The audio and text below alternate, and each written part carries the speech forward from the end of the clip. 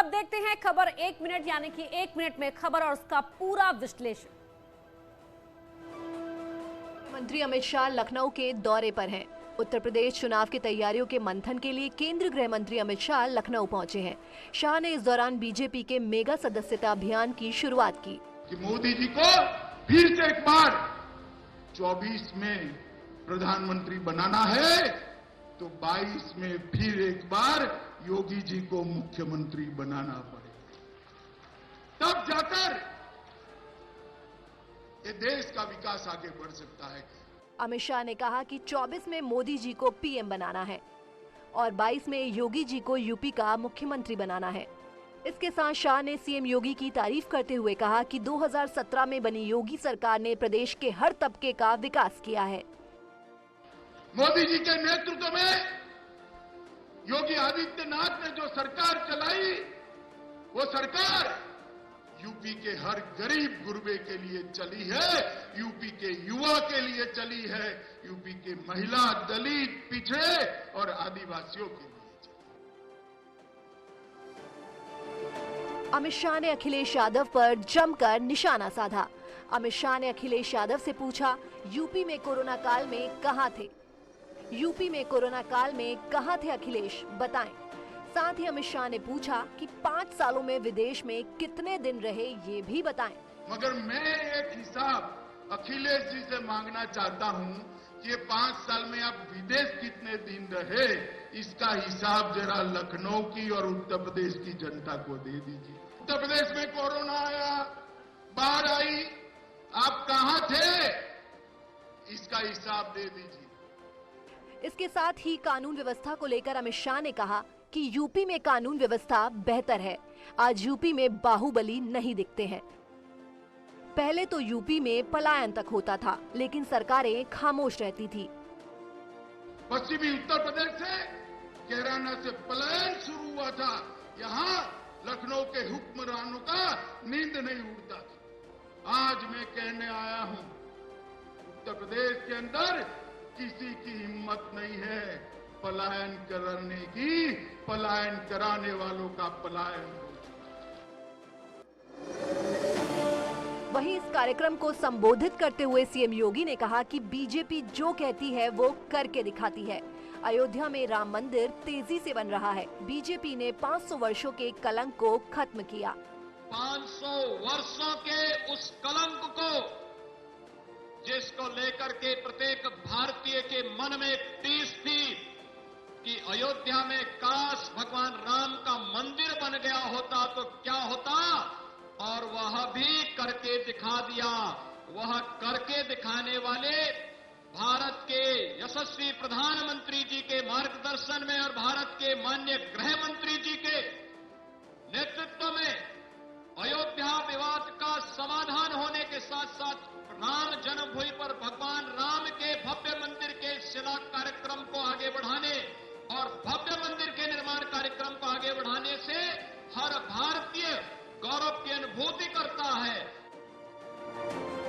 आज लखनऊ में समाजवादी पार्टी कार्यालय पर कई दल के नेताओं ने समाजवादी पार्टी की सदस्यता ग्रहण की। एसपी अध्यक्ष अखिलेश यादव ने दूसरे दलों से आए नेताओं को सदस्यता दिलाई। इस दौरान अखिलेश यादव ने बीजेपी पर जमकर हमला बोला और कहा कि बीजेपी का यूपी से सफाया होगा। इसके साथ ही अखिलेश ने युवाओं से अपील की, सरकार हटाओ, नौकरी पाओ। क्या एक बड़े नेता समाजवादी पार्टी को मिले हैं? ये जमीनी नेता हैं। इन्होंने जीवन में न जाने कितने उतार चढ़ाव राजनीति के देखे होंगे, न जाने कैसी राजनीतिक परिस्थितियों से मुकाबला कर करके यहाँ पहुँचे हैं।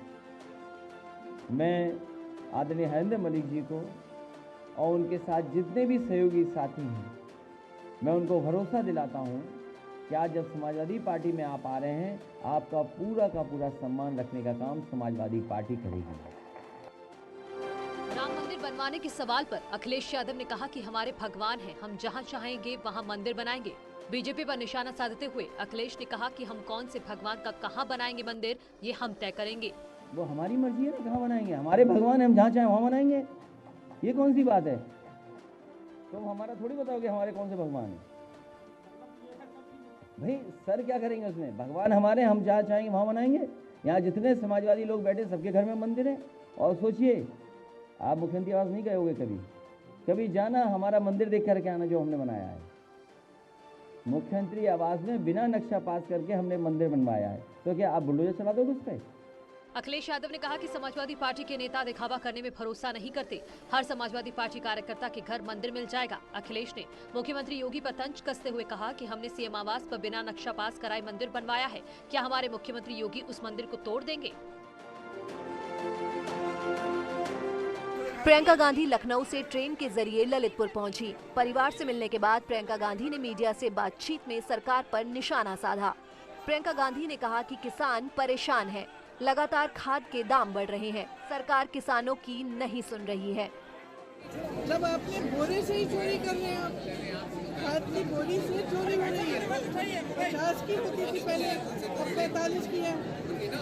तो उसमें कम खाद भी दे रहे हो, खाद का दाम बढ़ा भी रहे हो, तो क्या करेंगे? किसका मोबाइल है? इनकी समस्याएं और सरकार सुन नहीं रही। आप जानते हैं किसान सड़क पे आ गया है, महीनों से सड़क पे है, लेकिन कहीं भी इसकी सुनवाई नहीं है। कहीं कुचला जा रहा है गाड़ी के नीचे, तो कहीं इस तरह की चीजों से कुचला जा रहा है। पीएसपीएल के अध्यक्ष शिवपाल यादव आज मेरठ पहुंचे, जहां उन्होंने फिर गठबंधन को लेकर बयान दिया। शिवपाल ने कहा पीएसपीएल गठबंधन जरूर करेगी। अगर समाजवादी पार्टी से गठबंधन नहीं होता तो किसी राष्ट्रीय पार्टी से उनका गठबंधन होगा। उन्होंने कहा कि समाजवादी पार्टी के मुखिया से गठबंधन को लेकर अभी सिर्फ टेलीफोन पर बात हुई है। साथ ही शिवपाल ने कहा कि पीएसपीएल जिस गठबंधन में होगी उसी की सरकार होगी। वहीं शिवपाल ने बीजेपी को हटाने के लिए सभी समान विचारधारा वाली पार्टियों से एक होने की अपील की। तो ये परवर से लेकर के हमारे घर से हुआ है, तो उनका सम्मान तो उन्हें, फिर जो ऐसा रिश्ता ही है चाचा का, तो सम्मान तो करना ही होगा। तो क्या संदेश देंगे आज? देखिए, हमारा यही है कि सब लोग एक हो जाएं, अलायंस कर लें और भारतीय जनता पार्टी को हटाएं और यहाँ पर सरकार बनाएं। वैसे तो हम चाहते हैं कि एक बड़ी राष्ट्रीय पार्टी से हमारा गठबंधन हो जाए। उसमें हमने प्राथमिकता पर रखा है समाजवादी पार्टी, और अगर समाजवादी पार्टी से नहीं होता है तो राष्ट्रीय पार्टियां कई हैं, उनसे हम जरूर करेंगे। लखनऊ के दौरे पर पहुंचे केंद्रीय मंत्री अमित शाह बीजेपी ऑफिस में पार्टी के पदाधिकारियों के साथ बड़ी बैठक कर रहे हैं। इस बैठक में यूपी बीजेपी के चुनाव प्रभारी के साथ सीएम योगी, दोनों डिप्टी सीएम मौजूद हैं। शाह 2022 विधानसभा चुनावों को लेकर हुई बैठक में टिकट बंटवारे को लेकर भी चर्चा कर सकते हैं।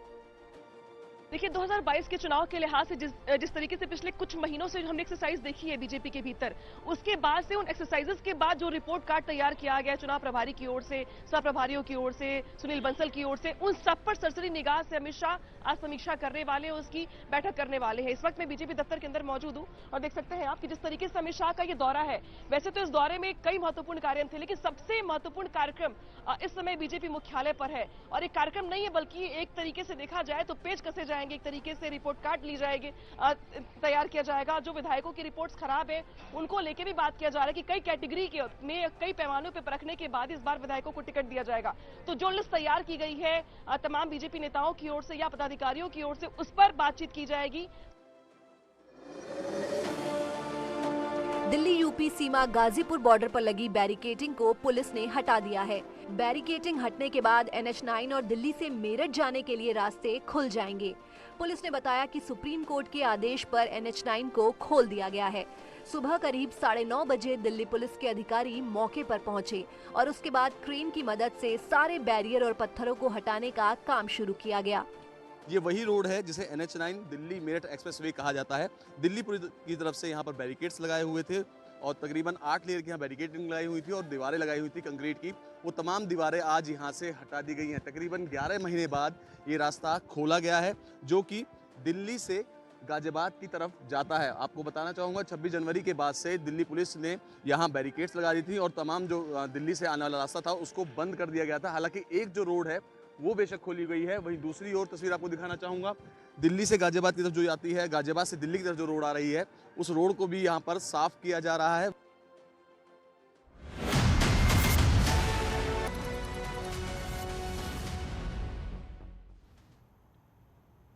और कुछ और खबरें देखते हैं खबर 1 मिनट में। कानपुर में पोखरपुर इलाके के रहने वाले एयरफोर्स कर्मी में जब से जीका वायरस मिला है तब से स्वास्थ्य महकमा अलग अलग क्षेत्रों में जाकर जांच कर रहा है। इसके साथ ही गर्भवती महिलाओं पर भी खास तौर पर नजर रखी जा रही है। वहीं संक्रमण कैसे क्षेत्र में पहुंचा, इसको लेकर जिला प्रशासन भी सख्ते में है और जांच में जुट गया है।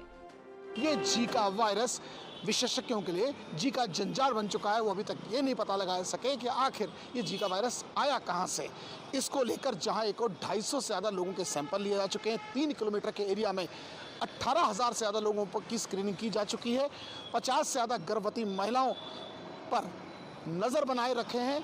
इन सब के बीच 150 एयरफोर्स के कर्मी और अधिकारियों के यूरिन और ब्लड सैंपल लिए गए हैं और इन सब के बीच 40 से ज़्यादा मच्छरों को पकड़कर इनके टेस्ट करने के लिए लखनऊ लैब भेजा गया है। यानी स्वास्थ्य महकमे के अधिकारी और विशेषज्ञ कोई कोर कसर नहीं छोड़ रहे ताकि ये बीमारी आगे एक्सटेंड ना हो सके।